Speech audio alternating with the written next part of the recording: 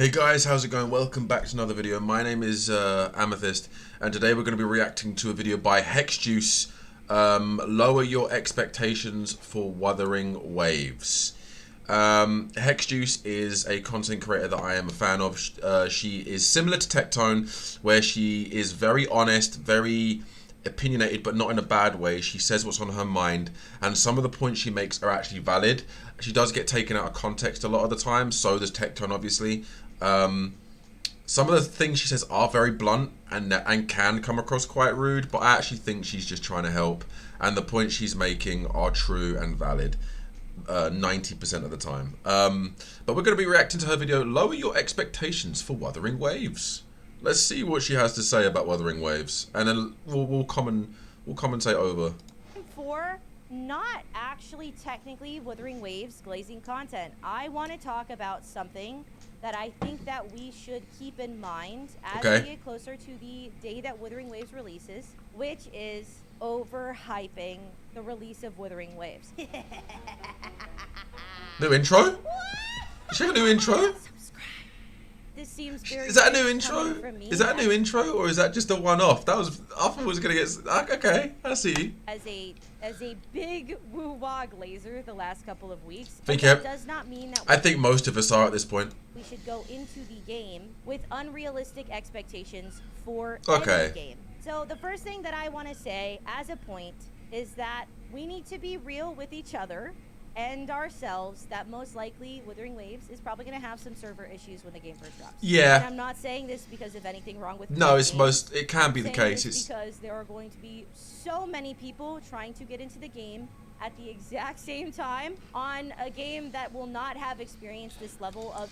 I think in past games, if you look at launches by smaller companies, like, do you guys remember what was that Portal Halo crossover game that came out on PlayStation 4 and 5 like a year and a half, 2 years ago? Splitgate.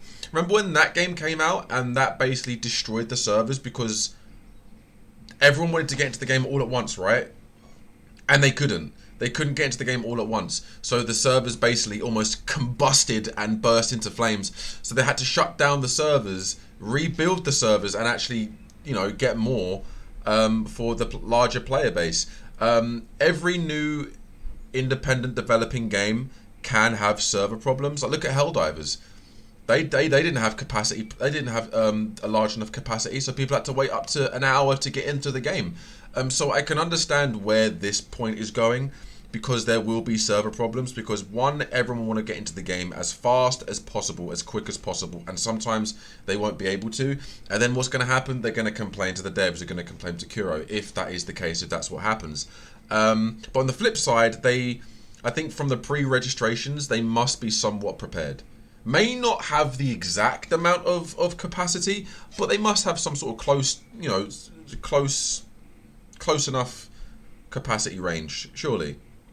But we'll see. Of server load, of server density. And so the reality is that it is probably going to have server issues. Are there going to be Genshin cucks or Hoyo cucks in general that are going to say that this is proof that there's no way this game could ever get close to Genshin Impact? Absolutely, yeah. Most new releases have server issues when they release. It's natural. It is going to be one of those things. It's a natural thing to happen. Any launch of a game isn't going to be launched in the most perfect state. Even some of the highest budget games that you've seen. Like, remember Jedi Survivor? That game launched pretty buggy. I didn't experience the bugs, but I know a lot of people say that was quite buggy, and that was a single player game. This is a single player game at heart, but has multiplayer features, and it's a live service game. So the servers are going to have a little bit more strain on it if 30 million people are going to try and jump in it at the same time. But not every game launches in the perfect in a perfect condition. There's obviously going to be bugs and hot fixes that need to be implemented immediately.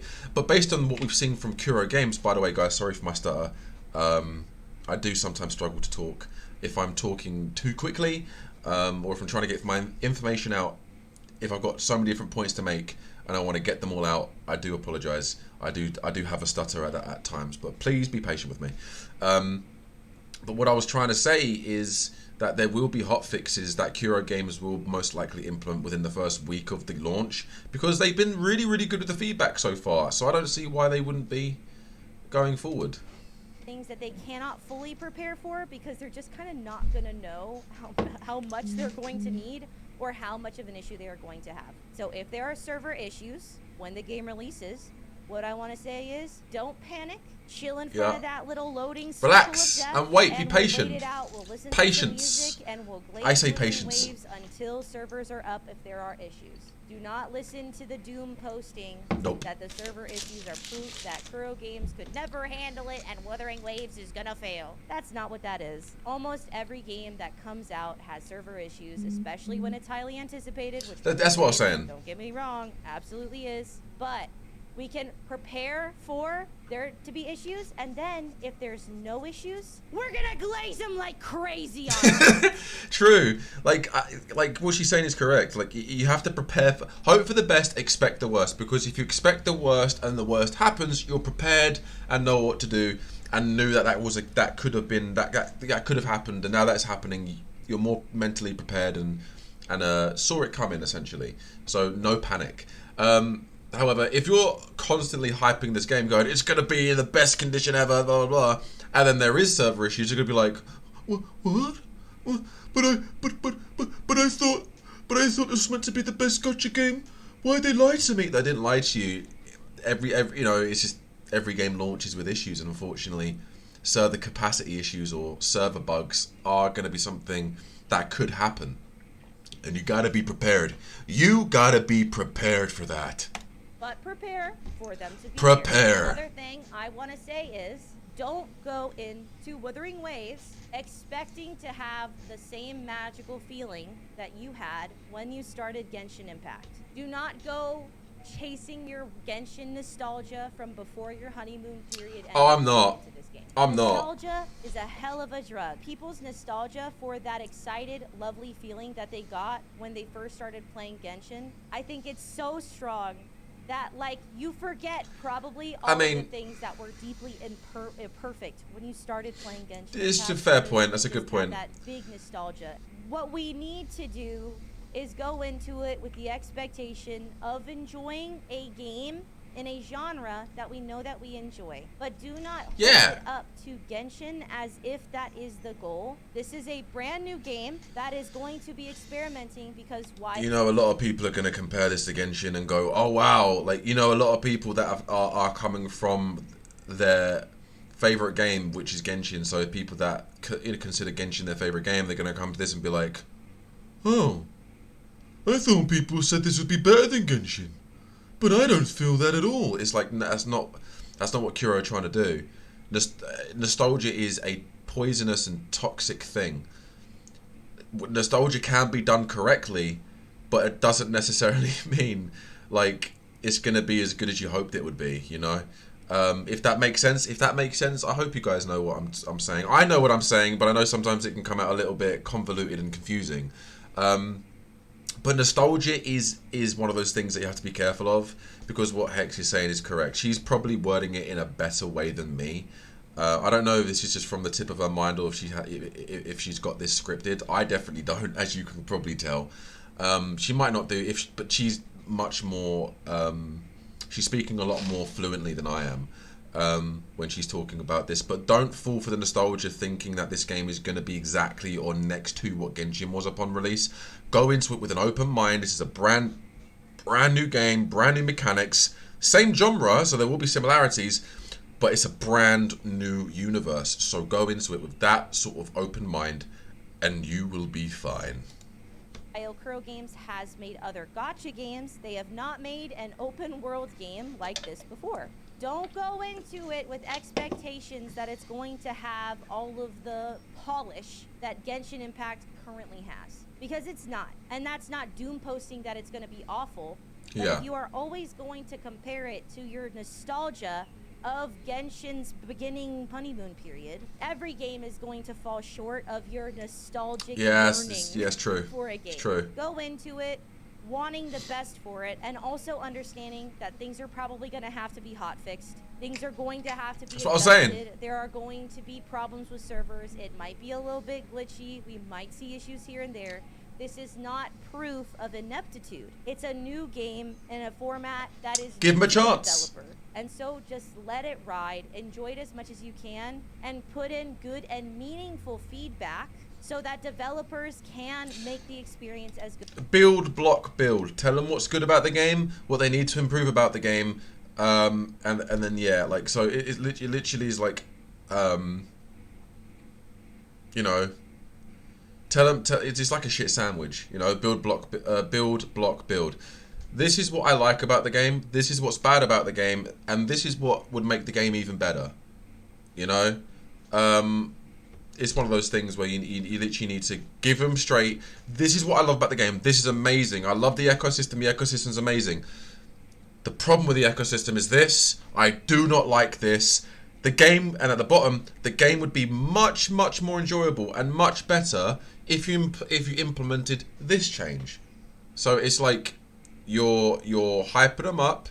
Here, you're giving a good reason why you like this system, a bad reason why you don't like this system, and then you're giving them your feedback on how to improve the system, you know? Good as possible. This additionally goes into when content creators have genuine, helpful, meaningful, and thoughtful criticism for Wuthering Waves, do not jump down their shit calling them Genshin cucks if it is real and good criticism. They should be criticizing the game when it comes out so that Wuthering Waves can does make better. the most Yeah. of the game. If So it does they're better. not being That loading critical screen's amazing, by the way. constructively, they are not going to be able to improve the game as much as they could as if we were. If there are criticisms to be had, I will be posting them. Not because I want to shit on the game. Because you want it to be better. I want this game to be successful. Yeah, you want it to do better. I'm posting it in the very deep hope that Kuro Games sees it, or that the community agrees, and we can get these Exactly. things fixed. We should not want to see Wuwa as a perfected product. Exactly. Because when we see things as perfect, we lose the ability to help it become better. Yes. Because the second Preach! Wuwa Doom posters see people who've been excited for the game be disappointed because it doesn't. And they're gonna hold feed up off it. to expectations. They're gonna feed off it like, yeah. Thought. You know, I thought you said this game was gonna be amazing, and now you're disappointed. Yeah, we were right. Yeah. No, like little vampires is the gift. Yeah, feed on that negativity. Yeah, come back to Genshin. Yeah, you know, no. I don't know what that was. Going to jump down Wuwa's throat and Kuro's throat about like, see, here's the proof that it'll never measure up to Genshin. It'll never get there. It's always been shit. It's just this shitty Genshin clone. Genshin's the best. Toyo's the best. Look. We're gonna have to fix. I thought my little hobgoblin vampire version of that was better. Subspecies of Genshin Stan. Subspecies of ultra negative Genshin Stan. You know, we've got different versions here. We've got the got ones, and we've got the yeah. You've got different versions. It's fine. It's canon. And that's okay. Have reasonable expectations. Understand that there are going to be systems that might be unoptimized despite there being a beta. There's no way they fix every single thing ever in beta. Of course. And there's going to be things that need to be optimized. But overhyping it and having expectations that are impossible to reach for a game that is new, you're going to be disappointed. But if you go into it allowing it to be its own experience of its own merit, you might be able to actually enjoy it fully. Yeah. Let Kuro breathe. Let your experience breathe. Yeah. Don't start doom posting that the Genshin cups were right instantly. Don't start agreeing with Mythic. Instead, doom post saying Genshin is trash. I'm joking. Don't do that. Don't do that. They start doom posting because it benefits them for some reason because they do it for free. I don't understand it. Just enjoy the game if you want to. Hey, if you're going to criticize the game, I'd much rather criticize the game under, getting paid. But not by the contract. Not by the Hoyoverse contract. Because if I signed that shit, I would not be making this content right now. Who some metagaming and listen to all the guides and have like the most OP perfected account ever, do that. If you want to explore and get to know the game on your own terms, I'll be doing that. Figure out mechanics on your own. I'll be doing that. Do that. I'm doing that. Just enjoy the game for its own thing. Don't compare it to Genshin unless it's a valid comparison. Yes. Okay, but don't put expectations on it that are not realistic. It is a new game from a company that is has not had a release this big. This is ultimately still a positive video, but I have a lot of fear that people are going to start seeing the slightest things wrong, or they're not going to feel like the response is quick enough, or they're going to start getting influenced by doom posting or whatever, and they're going to start to like spiral about it if it's not like up to these expectations. Yeah. Let your experience breathe as its own experience, a new experience. Essentially, don't let other people's experience tarnish your experience. If you play this game and love this game and are going to enjoy this game, don't let people that are shitting on this game influence your opinion. You know, I know for a fact, I know what games I like and what improvements I would have wanted for Genshin. Essentially, if there was a game that wasn't Genshin, that was like Genshin, that I would prefer to play, it's Wuthering Waves. The darker world, the darker tone, and the way it looks and the echoes, everything that Wuthering Waves is doing is what I would prefer to play over Genshin Impact. But that is just my opinion. I don't think Genshin's a terrible game. You know, I've reiterated this in previous videos.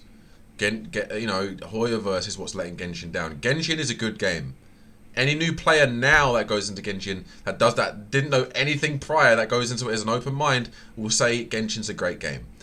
And then when they catch up, that's when the problems start, because there's no support, right? This is dry patches, no support, no actual proper meaningful updates. But with Wuthering Waves, and based on what Kuro Games has done currently with the feedback and the changes, I think this is going to be a game that is going to have 110% support 110% of the time. That I may be wrong, but I think that's what's going to happen, and I think this game upon launch won't be as big as Genshin, but I think in a year's time this will have surpassed Genshin. In my opinion, that's my prediction. I could be wrong about that, but that's what I think. Don't go into this with the hope of like a constant Genshin could never mindset of wanting everything. Was that his original animation? That was a different animation. The hope. Did you see this? Constant Genshin could never. That's a different animation. This must be earlier footage. Mindset. I mean, it looks different, so it must be early footage. Like, oh yeah, they have this. It's like this. Genshin could never. Because if that is how you are looking to enjoy the game, to compare it to Genshin, it's like not fair to the game. You're not really ever gonna enjoy it, and like it might not live up to that because you're having to battle against nostalgia and having to battle against a game that has been out for years. Maybe this is a completely irrelevant video. Wuwa's gonna be perfect. You're gonna have no problems. The whole thing is just going to be bust a nut, excellent. Then we can glaze Wubot even harder. But be okay with it not being that way. Yeah. So that we can eventually have the game that we're dreaming. Yeah. But allow it to be its own thing so that we can enjoy it to its fullest and enjoy it insofar of its comparison to Genshin. Because that sucks. It's not fun if your enjoyment of something is like based in your hatred or like disdain for something else. So yeah. Don't overhype Wuwa. Hype it appropriately and allow it to be whatever it is. And I think that we'll start off on a really good foot for the game because I'm so excited. So that's kind of all I had to say. Let me know what you think down below in the comment section. I think you are correct. What character you're hoping to pull for first? Well, 5-star pick Calcaro. But for a character I actually want to summon for, there's an NPC in the game that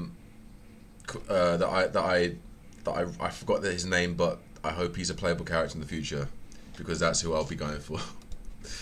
If you guys know what I mean, you guys know what I mean. So I think I'm going to try and build a team around her. But you guys have a good day. What'd you say? See you soon. Let me know what character you're hoping to pull for first. I'm really interested in Encore, so I think I'm going to try and build okay, cool. But you guys have a good day. I'll see Good you pick. soon. 7 days until Wuwa, probably less when I post this. See you later. Bye.